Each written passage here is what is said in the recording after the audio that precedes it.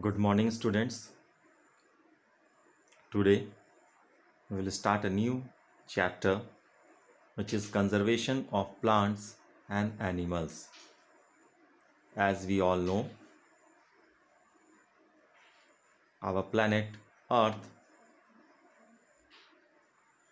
is the only planet where the life exists due to presence of certain specific reasons behind through which life is able to survive upon the planet.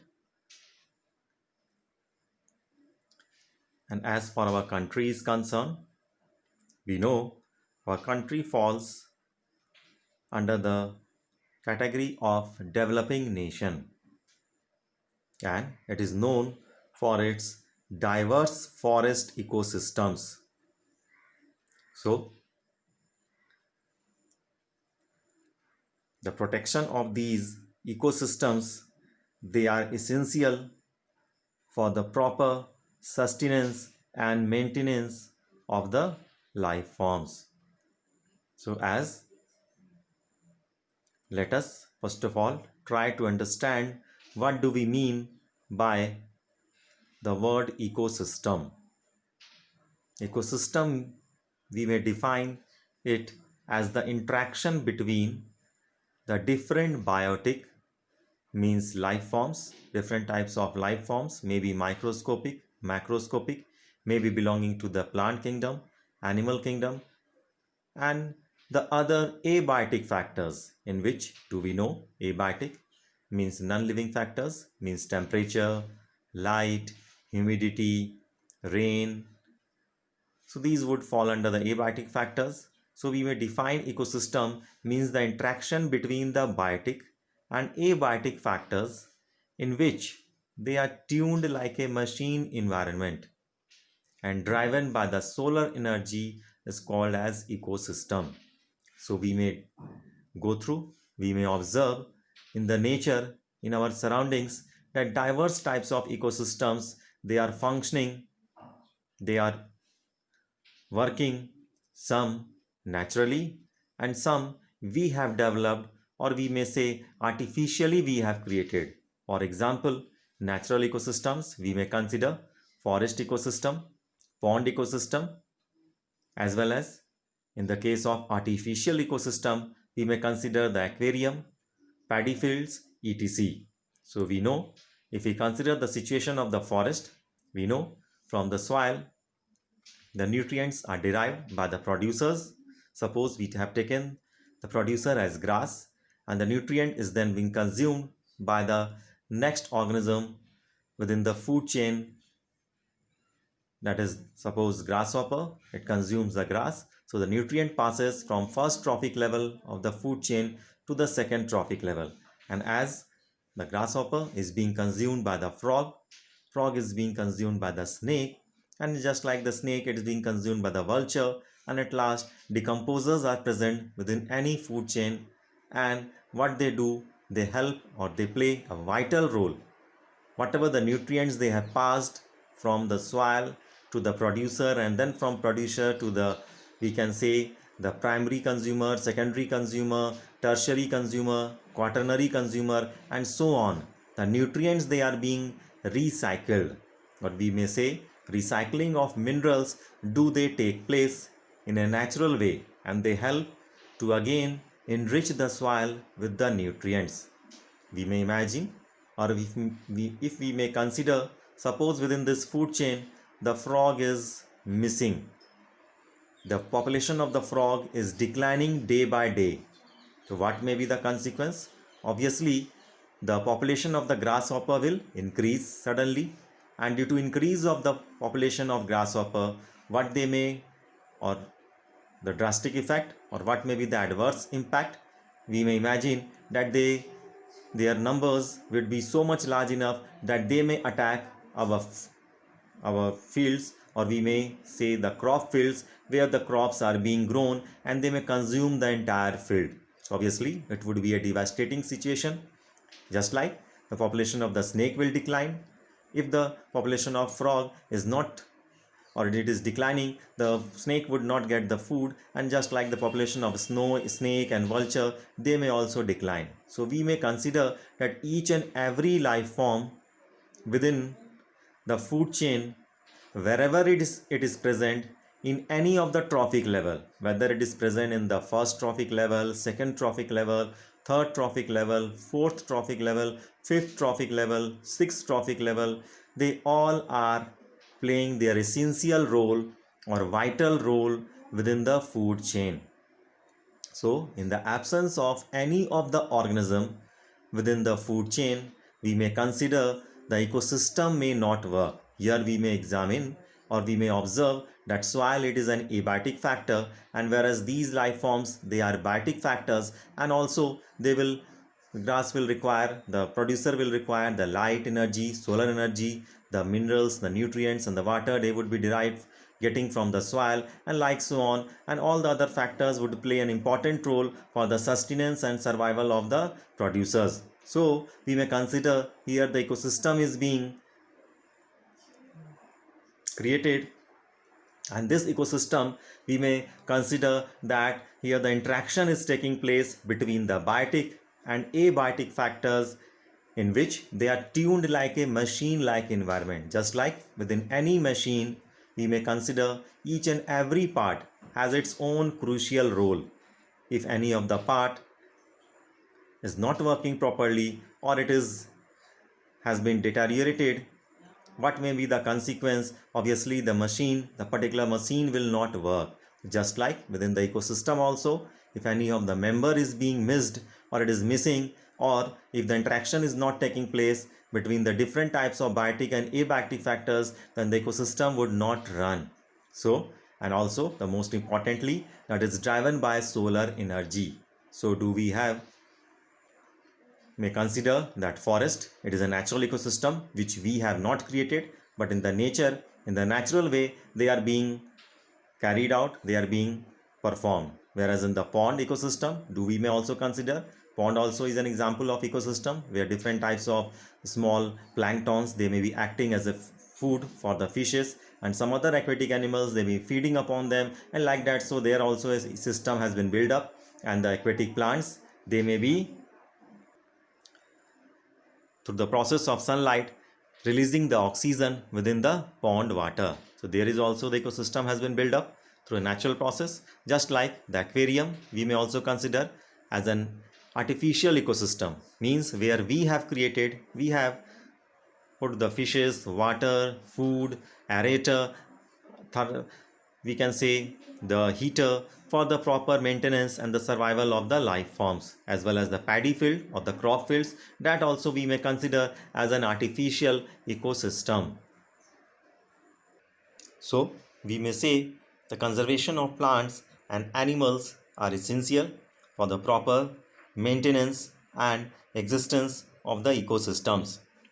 But we know the forest land they are being sacrificed for massive developmental projects that may have become a part of urbanization and industrialization. So do we may observe that forest land they are being utilized, they are being sacrificed for the ongoing different types of developmental projects which are a part of industrialization or the setting up of industries, as it may be also a part of urbanization, means to set up cities and towns etc. So they are being, we can say, misutilized in the sense, and they are, we can say, sacrificed. So there are many such developmental projects that do we may consider, that do we come across from time to time. Forest, as we know, they are a source of raw materials for different types of industries like paper industry, pulp industry, rayon mills etc. Whereas the timber that do we get from the forest are also used to make furniture, railway sleepers and a number of our other daily requirements. So a significant percentage of our population uses firewood which are procured from the forest, and they are used as fuel.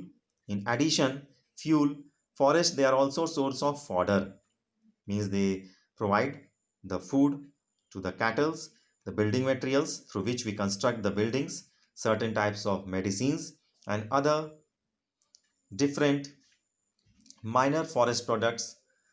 They are being derived from the source, and they are again for a significant percentage of human population. So obviously all these factors have led to the indiscriminate cutting down of trees in the forest, and which is known as deforestation. And deforestation has both domestic and global consequences. So due to deforestation we will come across, or we will go through that certain types of consequences, we may say bad effects have been developed or have been created, due to which we can observe adverse impact upon the surroundings or environment.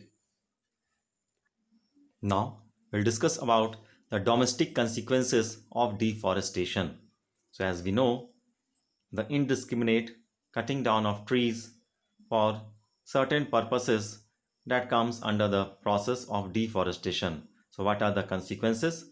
What are the bad effects that we will try to understand and discuss? The first impact do we may consider it is disrupted river flow.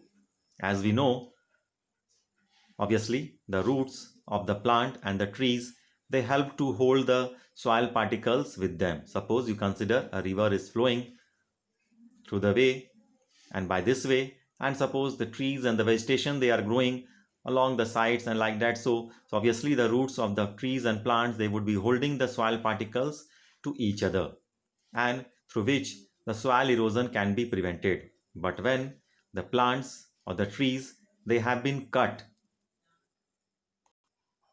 so as the trees, they have been removed away, they have been cut, so obviously due to absence of the root, the soil would be looser, it will become looser, and easily it may be eroded. And in the mean course of time, may, if the river flow is very much strong enough, may that it may cause the river flow to be diverted, or the river flow may get diverted. So obviously the path of the river flow was different, but due to the reforestation, the river has disrupted its pathway. So that we may understand, that is then consequence of deforestation, which is disrupted river flow. The second effect that we may consider is flooding. As do we have discussed, the trees, the roots of the trees and plants, they do hold the soil particles with each other. And due to the deforestation practice, what we may observe, that the soil will become looser and the soil would be eroded. So as we may consider, suppose there is a piece of land and there is no any such type of vegetation is being grown upon the piece of land. So when the rain rains, what may be the consequence? The topmost soil, it would be eroded very easily due to the impact of the falling rainwater. So whenever the rainwater, it would be flown and it would be merged to any river body or water body, what may be the consequence? May it will carry the soil with it, and the soil, it would be deposited within the bed of the river or any water body, and due to which the depth of the water body will decrease, and obviously the water will surround, or it will, we can say, we may imagine, it will surround the adjoining areas, it will spread out to the adjoining areas, resulting to the case of flooding. The third impact is drought. So as we know, the green plants, they also helps in the formation of cloud. As we know, during the normal physiological activity, they do transpire, means transpiration do takes place, in which do we know that around about whatever the amount of water do the green plants they absorb, around about 99% of water is released again back into the atmosphere. Only 1% of the water is utilized or absorbed for the different types of biochemical processes performed within the plant body. So obviously the water which have been evaporated, which have been lost, but the aerial parts of the plant, they also do helps in the formation of cloud, and they help to form the rain.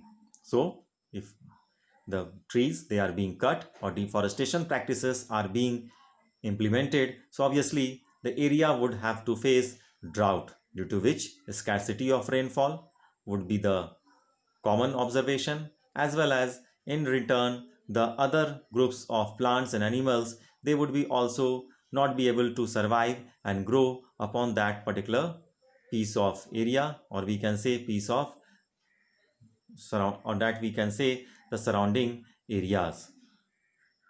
So we may consider the water cycle would be disrupted, and due to which the rainfall would be decreased and the droughts may occur. The fourth point, which is plant and wildlife extinction. As we know, forest they provide habitat or living area to different type of plant and animal species. So whenever they are being cut, suppose upon these trees, certain types of animals and certain types of living species of plants, they are able to grow under the shade of trees. Suppose when these trees or the group of trees they are being cut or removed away, the life forms surviving upon these plants they may become homeless, due to which they would not be able to survive and may they die out, as well as the group of certain plants which were able to grow under the shade of these particular trees, they would also not be able to get the proper shade. In such case, that group of plants would also may die, and due to which we may consider that due to deforestation that plant and wildlife extinction may do take place and may occur in nature. So obviously this is the main reason through which we may understand it is the cause of extinction of a large number of rare group of plants and rare group of animals. The fifth point, which is displacement of forest dwellers. As we know, for many of the persons, the forest, which is a source, which is a great resource for them, which act as a home for them, they are also displaced due to the deforestation practice, and they are unable to get such type of raw materials from the forest, due to which we may consider that displacement of the forest dwellers do may take place, that is a result of deforestation. The sixth point, which is scarcity of forest products. So obviously if there are less number of trees in the nature, less number of trees in the forest, they will obviously cause decrease in the production of a number of useful products that do we get from the forest. For example, different types of forest products do we know: gums, resins, different types of, we can say, the timber or like that. So dyes that are the natural products that do we get from the forest. Due to the deforestation practices, there would be the scarcity of these products, which may further cause adverse impact upon our life. So that do we have came across that what are the domestic consequences of deforestation. Till so far here, thank you, have a nice day.